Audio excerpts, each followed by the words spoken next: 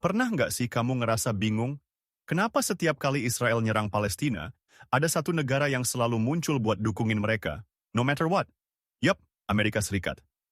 Negara yang katanya penjaga perdamaian dunia, tapi kelakuannya kadang kayak bos mafia dunia. Tapi kenapa? Kenapa Amerika selalu dukung Israel, bahkan ketika seluruh dunia bilang, cukup, duduk manis. Karena ini bukan cuma soal politik, ini soal uang, soal kekuasaan, dan soal kemanusiaan yang diinjak-injak. Mari kita mundur sedikit. Tahun 1948, Israel baru aja berdiri. Palestina dipaksa mundur dari tanahnya sendiri. Konflik dimulai. Dan siapa negara pertama yang langsung bilang, yes, gua dukung Israel? Amerika. Sejak saat itu mereka jadi bestie. Tapi bukan bestie biasa. Ini kayak hubungan yang satu ngasih duit, satunya lagi bebas ngelakuin apa aja. Setiap tahun, Amerika ngasih bantuan ke Israel sekitar 3,8 miliar dolar. Gue ulang ya, 3,8 miliar dolar. Itu sama kayak 60 triliun rupiah. Buat apa? Beli senjata, rudal, drone, sistem pertahanan, bikin pagar, bikin bom. Dan sebagian besar dipakai buat ngebom Gaza. Tapi ini bukan soal angka. Setiap dana bantuan itu artinya satu rudal lagi nabrak rumah warga. Satu keluarga lagi kehilangan anak. Satu rumah sakit lagi hancur. Jadi tiap kali kamu lihat berita Israel menyerang Gaza dengan bantuan militer dari Amerika, itu bukan cuma berita. Itu nyawa. Tapi tunggu, mungkin kamu mikir, kok bisa sih Amerika bantu Israel segitunya, emangnya nggak ada kerjaan lain? Jawabannya, Amerika tuh bukan bodoh. Mereka kenapa mereka tetap dukung Israel? 1. Lobby politik. Uang bicara bro.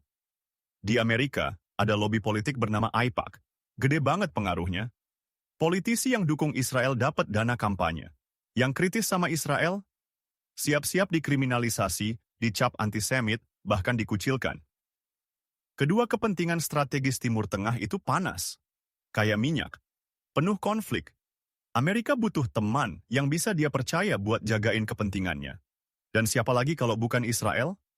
Ketiga, bisnis senjata bantuan militer Amerika ke Israel itu harus dipakai buat beli senjata dari perusahaan Amerika sendiri. Jadi sebenarnya, itu kayak ngasih pinjaman, terus minta balikin lewat belanja di tokonya sendiri. Smart. Kejam, tapi smart. Tapi jangan salah, bukan semua orang Amerika setuju. Banyak banget warga sana yang turun ke jalan poster. Stop funding genocide. Mereka sadar. Mereka muak. Apalagi generasi muda yang udah makin melek informasi. Nah di sini kita harus mulai mikir. Kalau rakyat Amerika aja mulai sadar dan bersuara, kenapa kita yang selama ini diem masih nunggu? Gue ngerti topik ini berat. Kadang kita mikir, lah gue cuman orang biasa nggak bisa ngubah apa-apa. Tapi jangan remehin kekuatan suara. Satu video, satu postingan, satu percakapan sama teman. Itu bisa jadi awal dari perubahan. Yes, fun fact, atau lebih tepatnya sad fact. Sejak tahun 2000, lebih dari 10.000 anak Palestina meninggal dunia. 45% dari warga Gaza itu anak-anak. Rata-rata mereka cuma punya listrik 3-4 jam sehari. Air bersih, hampir nggak ada. Sementara, di sisi Israel, fasilitas lengkap. Teknologi canggih, berkat bantuan Amerika. Yang paling nyentuh, anak-anak di Gaza masih bisa ketawa, masih bisa main bola di antara puing. Mereka tetap manusia, walau dunia kadang lupa. Kalau kamu nonton video ini sampai sini, berarti kamu peduli. Dan sekarang waktunya kita lakuin sesuatu.